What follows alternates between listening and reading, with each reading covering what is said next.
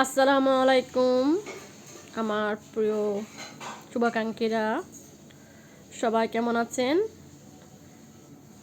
সবাইকে শুভ সন্ধ্যা। আজকে আমি বিকেলবেলা একটু নাস্তা তৈরি করতেছিলাম। আমার এটা হলো পাতাকপি দিয়ে, কেউ বলে বাঁধাকপি দিয়ে, ডিম দিয়ে ঝাল পিঠা তৈরি করছিলাম। তাই ভাবলাম আপনাদের সাথে একটু শেয়ার করি। আমি প্রথমে বাঁধাকপিটা কুচি কুচি করে নিয়েছি, তারপরে তার সাথে হালকা একটু হলুদের গুঁড়ো, জিরা, রসুন, ধনিয়া গুঁড়ো, তারপরে একটা ডিম, কাঁচামরিচ, পেঁয়াজ আর হালকা একটু ময়দা দিয়ে মেখে লবণ দিয়ে আমি এটা আটাটা তৈরি করে নিয়েছি। এখন আমি এক এক করে ভাজতেছি। দেখেন, আমার থেকে শীতকাল আসলে বাঁধাকপির এই ঝাল বড়াটা ভীষণ ভালো লাগে খেতে এবং সবাই পছন্দ করে। এই জিনিসটা অনেক টাইম লাগে ভাজতে, তবুও খেতে ভালো লাগে। আসলে যত্ন সহকারে যদি কোনো জিনিস তৈরি করা হয় তাহলে সেটা সবাই খেতে এমনি পছন্দ করে।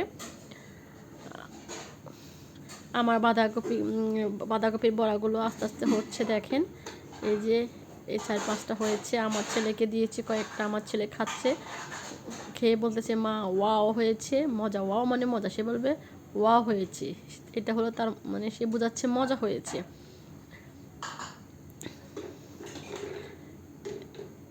এদিক দিয়ে আরো কয়েকটা হচ্ছে।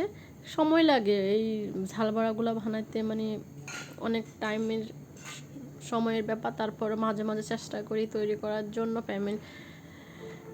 আমরাও খাবো, বাসার যারা আছে তারাও খাবে, আপনাদের ভাইয়ারও খুব পছন্দ। আমার এই কয়েকটা ঝাল বড়া প্রায় হয়ে আসছে, একদম বাদামি কালার, একদম মচমচ করে। তারপর আমি একদম অল্প ঝালে মানে আছে আমি ভাজি করতেছি, যাতে ভিতরে মচমচে হয়, খেতে ভালো লাগে। এই দেখেন, আমার কালারটা ভীষণ সুন্দর এসেছে। আমি আজকে রোজা রেখেছি, তাই আমি ইফতারিতে কী খাবো, তাহলে এই বড়াটা করে নিই, ঝাল বড়াটা করে নিই। আর সাথে ছিল লেবুর রস, তারপরে ছিল আপেল, তারপরে ছিল কলা, আর ছিল খেজুর।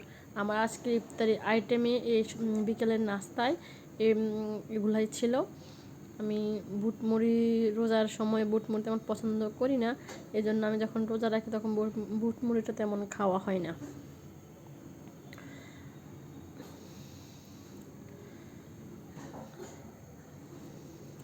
আসলে শীতকাল চেষ্টা করি শীতকালে কিছু রোজা রাখার জন্য, নফল রোজা। এই আর কি হলো আজকে আমার ইফতারির এই যে আইটেমগুলা, আমার বিকেলের নাস্তা। কেমন হলো অবশ্য কমেন্টে জানাবেন। আর সবাই ভালো থাকবেন, সুস্থ থাকবেন। আসসালামু আলাইকুম।